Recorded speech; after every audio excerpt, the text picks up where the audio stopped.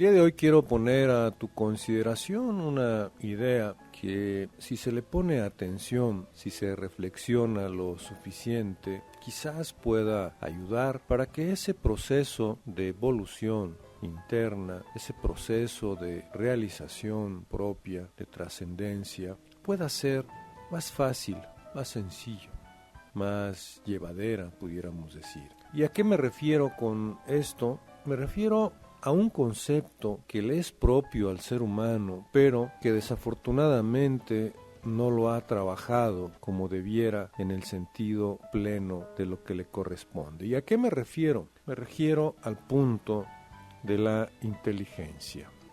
Todo lo que existe en el universo, todo, tiene una energía, tiene una configuración, tiene una esencia que le es propia, que le es característica. Y esa esencia no es más que la manifestación energética de los componentes que la integran. Por ejemplo, hablando de una piedra, hablando del aire, hablando del agua, podemos entender que el aire, por ejemplo, está compuesto de muchos gases, muchos, en diferente proporción. Hay nitrógeno, hidrógeno, oxígeno y otros gases que lo constituyen en proporciones más pequeñas. La característica del aire, la pureza del aire, estará determinada por la cantidad de gases que lo integran. Es decir, si hay un aire que es rico en oxígeno, pues será un aire más puro. Si hay un agua en el que la composición solamente es el oxígeno y el hidrógeno, quizás con algunas trazas de minerales, entonces será un agua pura. Es decir, cada elemento, cada cosa que existe, ya sea mineral, vegetal, animal o energética, tiene características que lo hacen ser único. Pero esas características, cuando se manifiestan en su pureza, le dan un comportamiento determinado. ¿Pudiéramos decir entonces que las piedras son inteligentes, que el agua es inteligente, que el aire, que una planta, que un animal? Desafortunadamente se ha confundido el concepto de inteligencia atribuyéndola solamente al ser humano por su capacidad neuronal. Es decir, como tiene un cerebro altamente desarrollado, ese cerebro le permite hacer muchos procesos, innumerables procesos mentales, sentimentales, emocionales, y a partir de ahí toma el ser humano decisiones que en la mayoría de las veces pueden ser acertadas o quizás no, y entonces ahí sucede la característica del comportamiento específico de una persona. Una inteligencia va más allá de lo que es el cerebro. Una inteligencia va más allá de lo que son pensamientos, de lo que son sentimientos, de lo que son emociones. Esos son atributos del ser humano, pero no podemos decir que una flor, por ejemplo, cuando es un botón, cuando todavía no despliega esos colores, esas texturas, esas fragancias, no podemos decir que no haya una inteligencia. Claro que hay una inteligencia. La planta está tomando los elementos que requiere y a partir de que los toma, los procesa y los dirige de manera específica, de manera contundente, de manera clara y segura hacia la elaboración, en este caso el de la flor, de una fragancia o un perfume que también tiene características muy específicas. Si no hubiera inteligencia ahí, quizás no habría perfumes, o quizás sería hoy de un modo, mañana de otro, quizás otro día no haya nada, en fin, sería un desorden, sería algo incierto, sería algo quizás muy improvisado, y no es así. La flor, como parte de la planta, tiene códigos muy específicos, tiene comportamientos y mecanismos muy claros, y el resultado todo mundo lo conocemos, todo mundo lo podemos disfrutar. No es el perfume algo así como que una improvisación o algo que sea muy intrascendente. quizás nos pueda parecer intrascendente, pero la prueba es que aún ni los laboratorios más sofisticados pueden, a partir de elementos simples como es la tierra, como es el agua, como es el aire, como es la luz, ningún laboratorio ha podido hasta ahora, a partir de esos elementos, poder fabricar un color o una fragancia exquisita. ¿Por qué no si hay muchos cerebros trabajando? ¿Por qué no si hay muchas personas con programas, con computadoras, con experiencias, con equipos de laboratorio completísimos y sofisticados y no pueden? ¿Que su inteligencia no rebasa todavía la inteligencia de la planta? Esto es un ejemplo sencillo de cómo cada cosa que existe en la naturaleza, sin importar, repito, de que sea un mineral, un vegetal, un animal o un ser humano, tiene un grado muy alto de inteligencia. La planta no tendrá cerebro, no tendrá sentidos de la vista, el olfato, el gusto, el tacto, el oído, que le permitan retroalimentar un sistema nervioso del cual carece. Sin embargo, su inteligencia, el acomodo de sus energías, el resultado de sus mecanismos internos da un resultado extraordinario. Si el ser humano pudiera apreciar esta inteligencia que existe en todo lo que le rodea, llegaría a una conclusión inmediata. Él también es poseedor de una alta inteligencia. Pero ¿por qué siendo poseedor de una alta inteligencia no se comporta como tal? ¿Por qué siendo poseedor de esa característica sublime de alta ingeniería como es la inteligencia, se comporta a veces con suma ignorancia? El asunto es un asunto cultural, es un asunto de educación.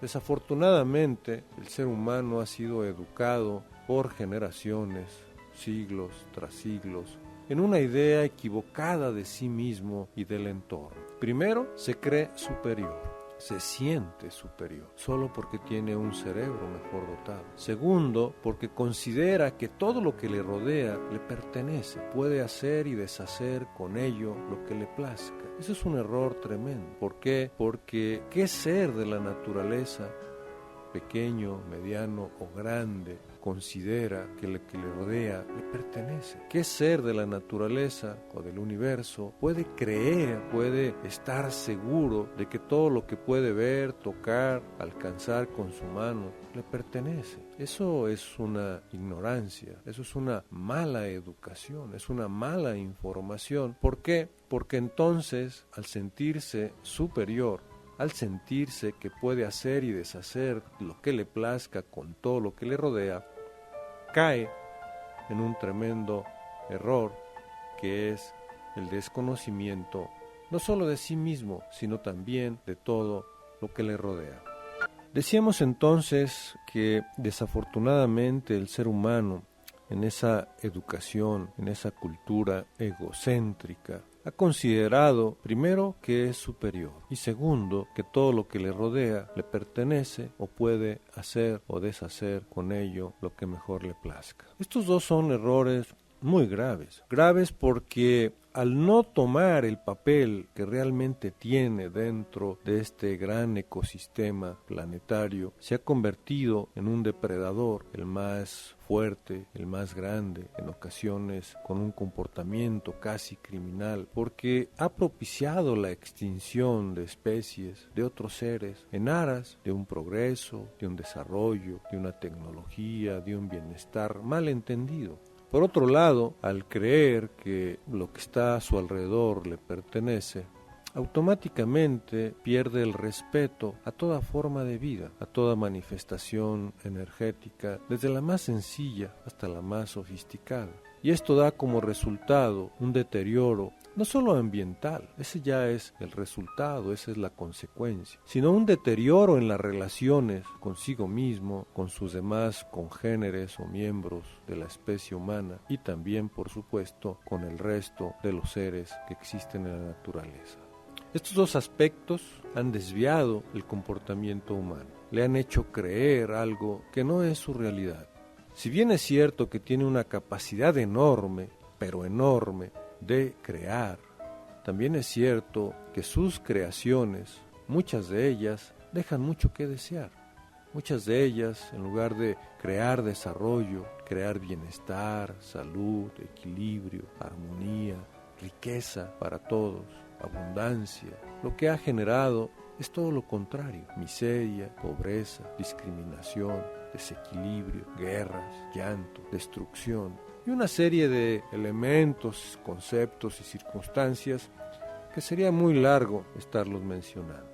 A lo que queremos llegar es de que esa inteligencia que le es propia no la está usando de la mejor manera. Está usando su capacidad de pensar, está usando su capacidad de razonar, de discernir, de elegir, está usando los conocimientos previos, la información, pero no la inteligencia. La inteligencia es una frecuencia muy alta, tan alta que la naturaleza, habiendo millones y millones y millones y millones de formas de vida, todas distintas, logra en el conjunto una armonía sin igual, un equilibrio permanente, un desarrollo evolutivo constante, sostenido, creciente. Y la naturaleza no tiene cerebro, la naturaleza no tiene sentidos, la naturaleza no tiene gobiernos, no tiene iglesias, no tiene universidades, no tiene sindicatos, no tiene. La naturaleza simplemente es, simplemente permite que todos los seres que la integran se desarrolle tal cual son. Hay ahí una gran inteligencia que se puede percibir en cualquier ambiente en su estado natural. Si tú volteas en la noche hacia el cielo, verás millones y millones de luces, y cada luz generalmente será un sol, una estrella, y cada sol tendrá a su alrededor muchos planetas, cada planeta quizás satélites, y en muchos habrá también formas de vida distintas, no como las que conoces, pero también hay elementos físicos.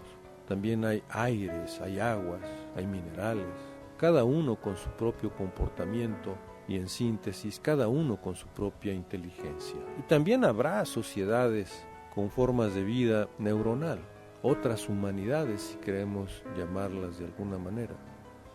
Es decir, no solo en la naturaleza con cada una de sus manifestaciones de vida, sino también en el universo, porque este planeta forma parte del universo y este universo forma parte de otros universos, de otras galaxias, de otros cúmulos, y en todos ellos hay un denominador común. Cada ser tiene su propia esencia y esa esencia, por supuesto, que tiene una inteligencia particular. ¿Qué es lo que habría que hacer entonces? Bueno, ir cambiando esas ideas erróneas, equivocadas, de considerarse un ser superior. Ir cambiando esa idea errónea, a veces criminal, de que todo lo que le rodea le pertenece y puede hacer lo que quiera. Si esto se cambiara, ¿cómo sería? ¿Cómo crees que sería el ser humano? ¿Cómo crees que se comportaría? ¿Y cómo consideras tú que serían las creaciones que salieran de sus manos, de su mente, de su corazón? Yo creo que serían muy distintas. Porque imagínate un ser humano que se siente y que es parte, igual, ni más ni menos, parte de la naturaleza. Fluiría de una manera más armónica, porque entendería los ritmos, los ciclos,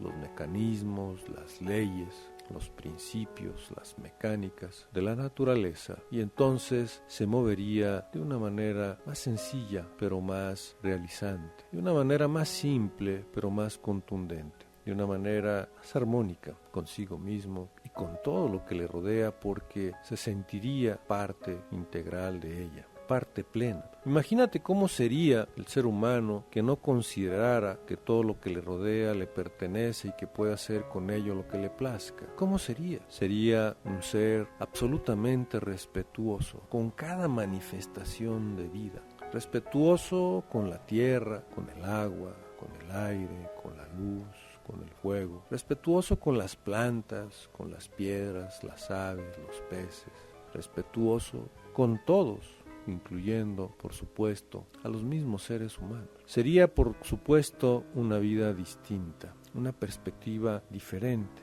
Algo que, si bien es cierto, pareciera en este momento utópico, pero esa es la realidad interna del ser humano, porque ni es superior, ni tampoco todo lo que le rodea le pertenece. Eso es una creencia. Eso es una idea, eso es algo que se le ha estado enseñando, pero la realidad es otra. Tarde o temprano lo entenderá, tarde o temprano se dará cuenta que su papel, que su función, que su protagonismo en la trayectoria de la evolución es otro. Desafortunadamente, mientras eso ocurre, pues seguirá sucediendo y habiendo pues lo que estás casi acostumbrado a ver: desorden, caos, crisis, sufrimiento, dolor, angustia, desesperación, miedo, manipulación, error tras error.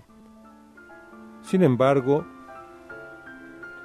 eso depende de que cada uno entienda qué es, quién es, para qué ha nacido, cuál es su parte y su función en esta naturaleza, en este universo, en este tiempo y en este espacio.